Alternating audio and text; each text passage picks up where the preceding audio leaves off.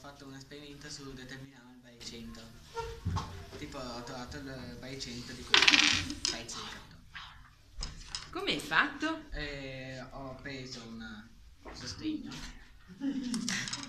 poi un attaccapanni con un elastico e un serrapresa più. Sì. Procedi. Sì. Ho attaccato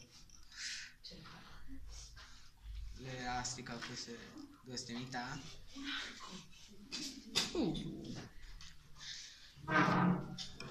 Questo qua. La coda del cane. E poi Abbiamo accidenti.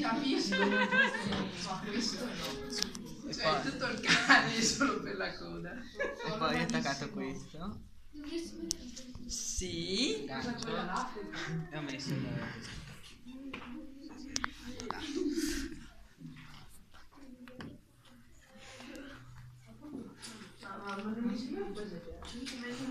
Sì. Poi vai, continua.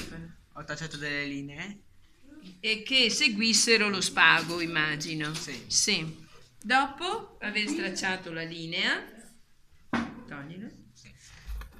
Hai cambiato. Ecco. Signori, ma la gingeria è incredibile.